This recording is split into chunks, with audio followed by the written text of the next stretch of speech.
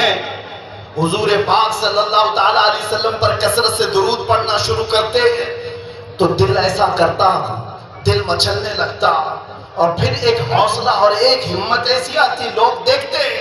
اور جن لوگوں کو نشے کی حالت میں دیکھا تھا جو صبح سے شام تک پڑے رہتے، رمضان آیا تو ہم نے دیکھا پورا قرآن وہ ہمارے پیچھے کھڑے ہو کر کے سماعت کر رہے ہیں۔ یہ ہماری برکت نہیں، یہ ہماری محنت نہیں، بات صرف اتنی ہے کہ حضور سے لو لگاؤ تو اللہ سارا زمانہ تمہارے حوالے کر ہی دیتا، ماحول بن جائے گا۔ اے نوجوانوں، اٹھو اور اپنی قوم کے اندر اصلاح پیدا کرو۔ آج تمہیں جس طرح انگلی اٹھا کر کے لوگ تانا دیتے ہیں کہ یہ نشہ خور ہے، یاد رکھنا یہ تمہیں نہیں تانا دیا جا رہا ہے، یہ سیدھے رسول اللہ کی غلامی پر تانا دیا جا رہا ہے۔ تمہارا نام میرے مصطفیٰ سے جڑا ہوا ہے، اس کا تو بھرم رکھو، خیال رکھو۔ تم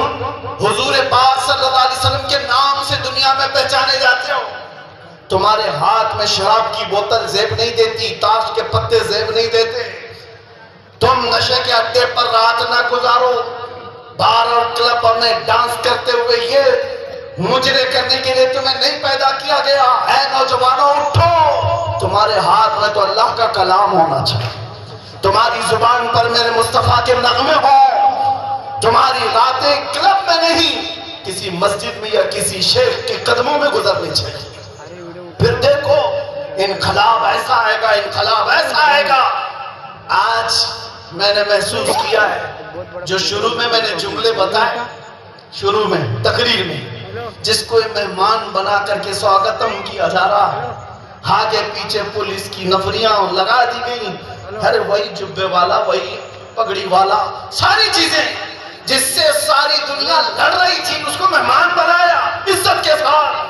تو پھر ایک بات سمجھ میں آتی ہے، کیا چیز ہے جو انہیں گرویدہ کر دیتی ہے، واپس پھر بلاتی ہے؟ دنیا تو صرف اور صرف طاقت اور دولت کی زبان جانتی ہے، اس کے علاوہ ان کے پاس کچھ نہیں، لیکن ہم محسوس کرتے ہیں دنیا کے تمام حالات کو اللہ ایک دن میں پلٹ سکتا ہے، بلکہ ایک منٹ میں پلٹ سکتا ہے۔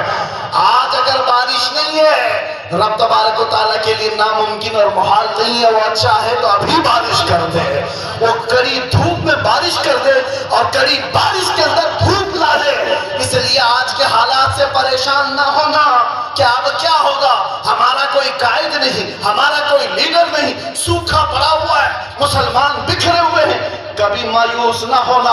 ایسے سوکھوں میں ہم نے کئی گلشن کھلتے ہوئے دیکھے ہیں، جنہوں نے اسلام کے خلاف پرچم اٹھائے تھے، رب تعالیٰ نے ان کی نسلوں میں ہی عاشقان مصطفیٰ بھی پیدا کیے ہیں۔ وہ دن دور نہیں جو میں کہا تھا وہی کہتا ہوں، کمپلیٹ نہیں، باقی آپ خود ہی سمجھ لیں گے۔ حالات جیسے بھی ہوں، یہ کچھ دیر کی خاموشی ہے،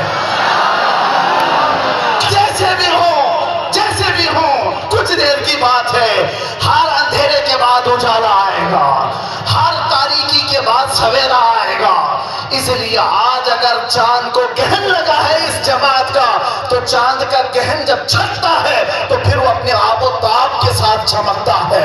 آپ سے میں گزارش کروں گا، اٹھو اگر نہ حشر نہ ہوگا پھر کبھی، دوروں کے زمانہ چال اپنی چل گیا، قوت عشق سے ہر بسر کو بالا کر دو، دہر میں نام محمد سے اجالا کر دو۔ آپ کو پتا ہے ہماری حالت آج جو ہے، یہ تمہارا امڑنا،